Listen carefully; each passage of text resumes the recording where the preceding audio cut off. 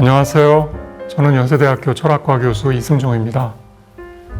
철학을 공부하기 시작해서 지금까지 약 반평생 동안 위트겐슈타인의 철학에 매료되어서 그를 연구해 왔습니다. 위트겐슈타인 철학을 이해하기 위해서는 그의 삶을 알아야 한다고 생각합니다. 위트겐슈타인은 1889년 오스트리아 비인의 부유한 유대 가정에서 5남 3녀의 막내로 태어났습니다. 위트겐슈타인의 집은 비인의 문화, 특히 음악의 중심지였습니다. 요하네스 브람스, 구스타프 말러, 클라라 슈만, 브루노 발터, 파블로 카잘스 등 당대 음악계의 거장들이 문객으로 출입하면서 음악회를 열고는 하였죠.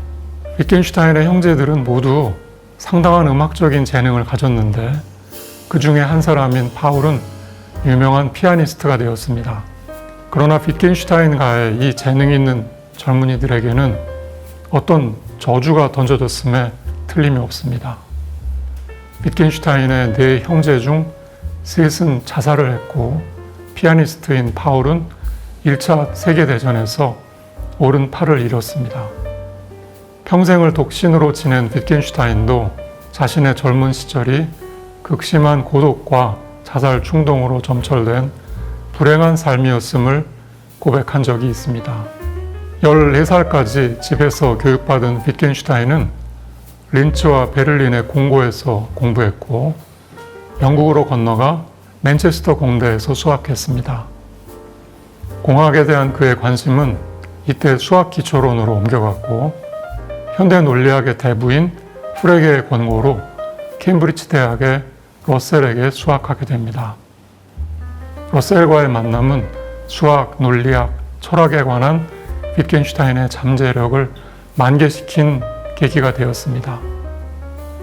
1914년 1차 세계대전이 일어나자 위트겐슈타인은 오스트리아 군의 자원 입대에서 최전선을 전전하면서 자신의 생각을 일기의 형식으로 기록해 두었습니다. 그는 1918년에 자신의 일기를 편집해 논리, 철학, 논고를 완성하였습니다. 위트겐슈타인은 이 책 한 권으로 일약 주목받는 철학자가 되었고 또 그 무렵 부모로부터 막대한 유산까지 상속받았습니다. 그러나 그는 명예와 부를 마다하고 상속받은 재산을 익명으로 가난한 예술가들에게 모두 기부하고 자신은 초등학교 교사직을 자청해서 청빈한 삶을 실천합니다. 10년간의 공백 끝에 케임브리지로 돌아온 위트겐슈타인은 강의와 저술에 몰두하지만 그에게 강단 철학과 대학 교수직은 참다운 것이 아닌 인위적인 격식으로 여겨졌습니다. 위트겐슈타인은 소박한 삶을 찾아 다시금 상아탑을 나와 은고와 방랑을 거듭하다가 1951년 작고하였습니다. 그가 남긴 3만 쪽에 이르는 노트들이 제자들이 정리해서 철학적 탐구를 비롯한 여러 권의 유작으로 출간되었습니다. 논리철학 논고에서 언어와 세계는 액자에 걸린 그림과 거기에 묘사된 풍경처럼 서로 거리를 둔 채 3인칭적으로 초연하게 서로 마주보고 있습니다. 언어가 세계를 그린다는 그림이론은 이러한 전제하에 구축된 의미론입니다. 그 작품에는 이와는 어울리지 않는 1인칭 유아론도 보입니다. 유아론이란 내가 나의 세계이고 내가 그 세계의 중심이라는 그러한 철학 이론이죠. 작품 후반부의 윤리학과 초월적 성찰은 1인칭적으로 묘사되어 있습니다. 그런데 1인칭과 3인칭만으로는 사람의 삶이 제대로 드러나지 않습니다. 모든 게 너무 정적인 데다가 소통이나 교류의 여지가 없기 때문입니다. 철학적 탐구는 스토아주의를 연상케 하는 논리 철학 논고의 정적에서 벗어나서 상인에게서 사과를 사는 사람, 건축 기사와 조수 사이의 의사소통에 대한 이야기로 시작합니다. 그리고 필요할 때마다 위트겐슈타인과 대화 상대자 사이에 서로 엇갈리는 대화가 전개되곤 합니다.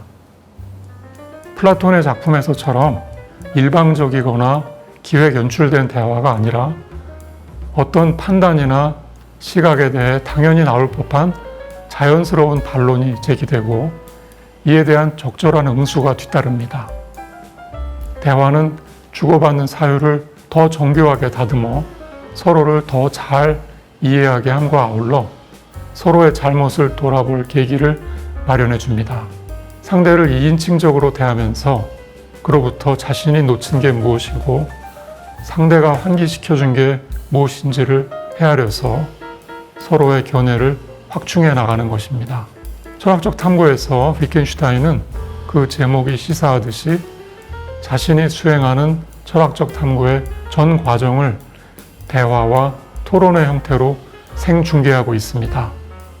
거기서 펼쳐지는 사유의 모험은 극도로 압축된 단정적인 독백으로 일관했던 논리 철학 논구와 확연한 차이를 보입니다. 위트겐슈타인 스스로 인정했듯이 그의 사유는 분석 철학보다는 현상학에 더 가까워 보이기도 합니다. 현상학은 현상이라는 주어진 것에서 시작하는 철학입니다. 왜 아무것도 아니지 않고 무엇인가 라는 라이프니츠와 하이데거의 물음은 주어진 것을 인정하고 있다는 점에서 현상학적인 물음입니다. 논리철학 논구에서 위트겐슈타인은 스스로를 보여주는 세계의 존재를 신비스러운 주어진 것으로 간주했습니다. 그러나 이 작품에서 주어진 것으로서의 세계는 초연한 3인칭적인 관점에서 그저 신비로운 것으로만 묘사될 뿐이었습니다.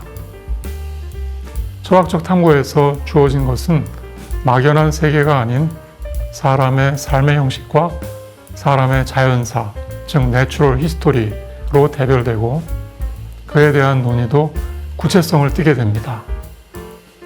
삶의 형식은 종을 단위로 차별화되는 생명체의 삶을 규정하는 조건을, 자연사는 그 형식에 담기는 사실적 내용의 역사를 각각 의미합니다.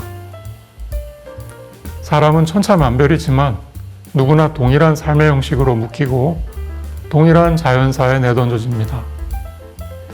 박쥐와 고등어의 삶의 형식이 서로 다르다고 할 때 우리는 그 의미를 이해하는데 별 어려움을 느끼지 않습니다. 사람과 박쥐가 삶의 형식이 서로 다르다고 할 때에도 마찬가지입니다. 사람에게 고유한 삶의 형식이 무엇인가에 대한 인간학이나 형이상학은 위트겐슈타인의 관심사가 아닙니다. 지상에 존재하는 생명체들이 종을 단위로 삶의 형식을 달리한다는 정도만 이해하면 됩니다. 박쥐와 고등어의 자연사가 서로 다르다고 할 때에도 우리는 그 의미를 이해하는데 별 어려움을 느끼지 않습니다. 사람과 박쥐의 자연사가 서로 다르다고 할 때에도 마찬가지입니다. 사람에게 고유한 자연사가 무엇인가에 대한 역사 철학이나 인류학은 위트겐슈타인의 관심사가 아닙니다. 지상에 존재하는 생명체들이 종을 단위로 자연사를 달리한다는 정도만 이해하면 됩니다. 언어를 사용한다는 것, 직립보행을 한다는 것 등이 사람에게 귀속되는 자연사적 사실에 해당합니다. 위트겐슈타인은 사람의 삶의 형식과 자연사가 철학을 비롯한 모든 인간 활동의 최종적인 토대이자 조건임을 적시합니다. 누구도 저러한 주어진 사태를 무시하거나 그로부터 벗어날 수 없습니다. 우리는 저 테두리 내에서 생각하고 느끼고 체험하고 삽니다. 인식론이나 존재론, 윤리학이나 논리학과 같은 철학도 예외가 아닙니다. 삶의 형식과 자연사를 수식하는 사람의라는 용어는 삶의 형식과 자연사라는 두 축으로 이루어진 위트겐슈타인의 자연주의가 사람의 얼굴을 한 자연주의임을 보여주고 있습니다. 박쥐들 중에 스스로를 돌아보고 주위를 성찰할 줄 아는 그런 박쥐가 있다면 그 박쥐의 철학은 박쥐의 얼굴을 한 자연주의일 것입니다. 철학하는 박쥐는 박쥐라는 종에 부과된 삶의 형식과 자연사가 어떻게 박쥐의 인식과 존재 이해를 틀짓는지를 박쥐의 관점에서 서술할 것입니다. 철학하는 박쥐는 자신을 포함한 박쥐들이 고등어나 사람과 왜, 그리고 어떻게 다르고 얼마나 다른 삶을 사는지를 이해하게 될 것입니다. 비트겐슈타인이 한 말 중에 사람을 대하는 나의 태도는 영혼에 대한 태도이다 라는 말이 제게는 상당히 인상 깊게 다가왔습니다. 영혼에 대한 태도는 사람이 사람과 맺는 아주 고유한 관계에 대한 표현입니다.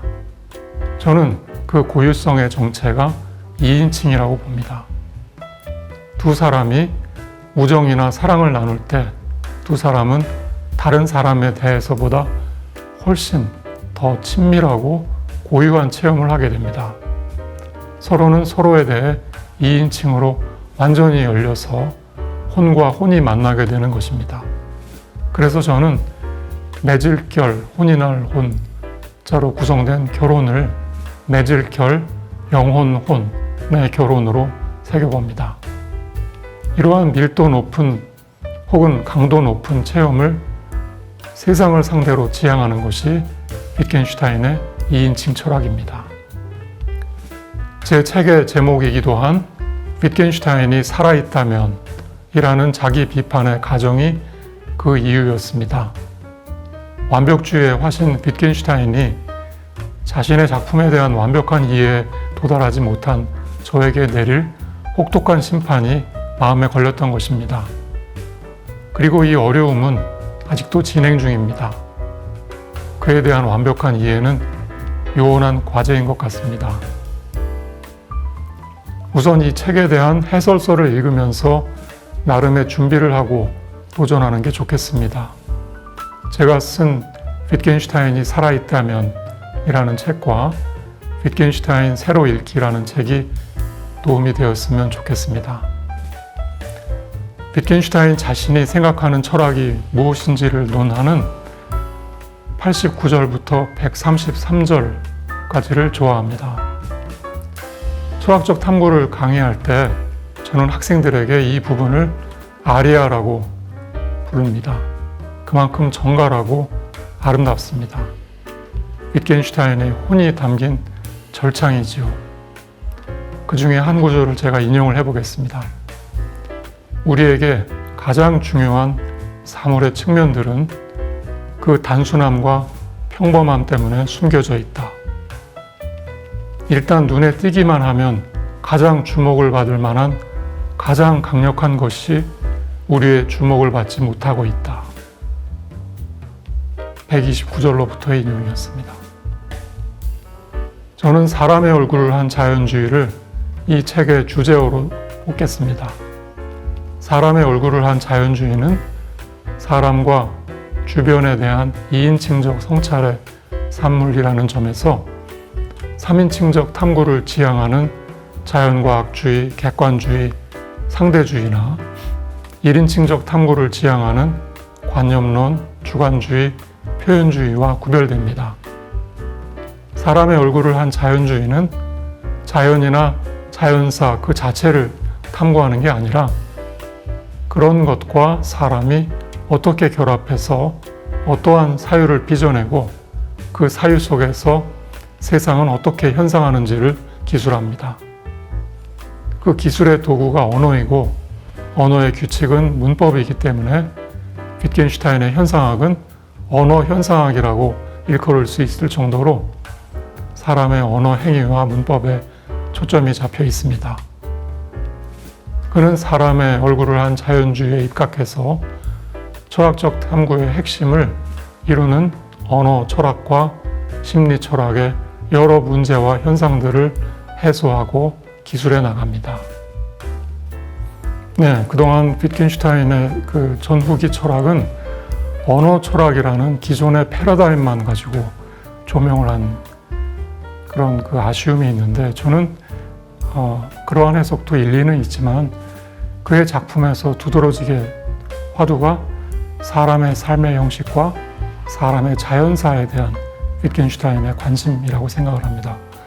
이러한 관심은 사실 그의 그 초기 시절의 논리 철학 농구에는 전혀 언급되거나 드러난 적이 없었던 새로운 발전 과정이라고 생각을 하는데, 저는 이것을 사람의 얼굴을 한 자연주의라는 그러한 새로운 시각으로 해석을 해보고자 했습니다. 이러한 해석의 요지는 어떠한 철학도 사람의 삶의 형식과 자연사적인 사실, 물론 그 중에는 사람이 언어를 사용한다는 자연사적인 사실이 특히 부각이 되겠죠. 이러한 그 궁극적인 토대와 테두리 안에서 철학이 자리매김되고 전개된다는 사실을 환기시켜보고 싶었습니다. 언어에 대한 그 철학적인 관심은 한마디로 말해서 사람이 구축해온 문명과 문화에서 이 언어의 공헌도가 아주 가장 중요한 것의 하나라는 점에 일단 관심을 둡니다. 그래서 사람의 본질 중에 하나가 동물들과 차별되는 것이 그 분절된 언어를 사용한다는 그러한 점이고요. 언어를 사용해서 세계를 분절된 하나의 체계로 이해하고 설명하려 하는 것이 사람에게 귀속되는 매우 중요한 특징으로 부각이 되죠. 이 모든 것들을 철학적으로 해명해 보려는 작업이 언어 철학입니다. 철학은 자신을 던질 만한 아주 매력적인 학문입니다. 저마다 철학에서 길을 구하고 길을 열어 밝히고 철학이라는 깊고 넓은 지혜의 바다에서 마음껏 유영하며 큰 깨달음을 얻기를 바랍니다. 위트겐슈타인의 삶을 조명하면서 그의 윤리관, 언어관, 종교관 등의 주제를 그동안 제가 출간했던 작품들과는 다른 구도에서 접근하고 있는 구도자의 일기, 위트겐슈타인의 삶과 철학이라는 책을 내년쯤에 선보일 예정으로 마무리 작업을 하고 있습니다.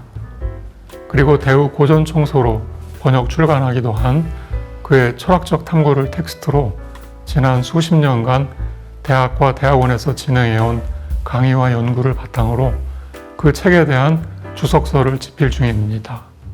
위트겐슈타인이라는 사람을 잘 관찰을 해보면 아마 여러분은 위트겐슈타인이 매우 기이한 사람이구나, 아주 특이한 독특한 삶을 살았네 라는 생각을 하게 될지도 모르겠습니다.